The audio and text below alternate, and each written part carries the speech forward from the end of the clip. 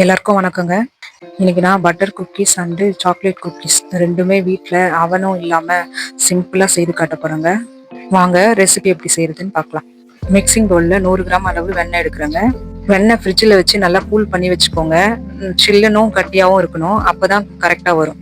Powder sugar 3/4 cup சேர்க்குறேன். 90 gram அளவு வரும். விஸ்க் வச்சு வெண்ணெய் கிரீம் பதத்துக்கு வர அளவுக்கு நல்லா கலந்து விடணும்.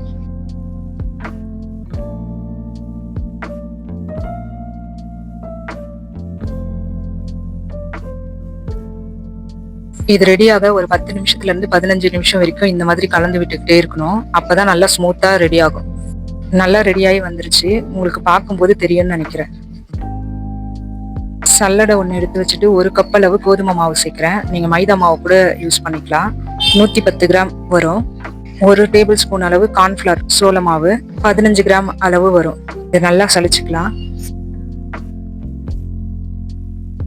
வெண்ணிலா எசன்ஸ் 1/4 டீஸ்பூன் சேர்க்கிறேன். இது நல்லா ஸ்மூத்தா கலந்து விட்டுக்கலாம்.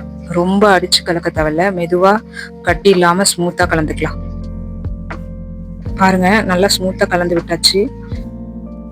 திக்கான பிளேட்டோ இல்ல கேக் ட்ரேவோ எடுத்து இந்த மாதிரி பட்டர் ஷீட் போட்டு எடுத்து வச்சுக்கலாம். கேக்கு பிஸ்கெட் கட் பண்ற மோல்டு என்கிட்ட இருக்கு, நான் இதை யூஸ் பண்ணிக்கிறேன். கலந்து வச்சிருக்க பேட்டரை மோல்டு உள்ள போட்டு செட் பண்ணிக்கலாம். மோல்டுக்கு பதில் நீங்க கேக் பைப்ல கூட இதை ஃபில் பண்ணிட்டு அப்படியே டிசைன் பண்ணிக்கலாம். எதுவுமே இல்லைனாலும் வெறும் கவர்ல ஃபில் பண்ணிட்டு ஓரத்துல கட் பண்ணிட்டு ரவுண்டோ இல்ல பாக்ஸ் ஷேப்போ ஹார்டின் ஷேப்போ பண்ணிக்கலாம். மெதுவா இப்ப மோல்டு எடுத்துடலாம்.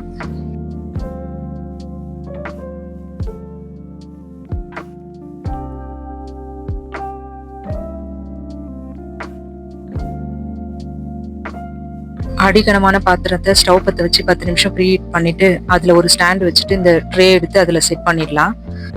மேல ஒரு மூடியோ இல்ல தட்டோ போட்டு மூடி வச்சுக்கலாம். மீடியம் ஃப்ளேம்ல 15ல இருந்து 20 நிமிஷத்துல ரெடி ஆயிடும். குக்கீஸ் நல்லா ஆறினோன்னு தாங்க பட்டர் ஷீட்ல இருந்து வெளியே எடுக்கணும், இல்லைன்னா உடைய வாய்ப்பு இருக்கு. மீதி இருக்க பேட்டர்ல 1/4 கப் சாக்கோ பவுடர் சல்லிச்சுட்டு கலந்து விட்டுக்கலாம்.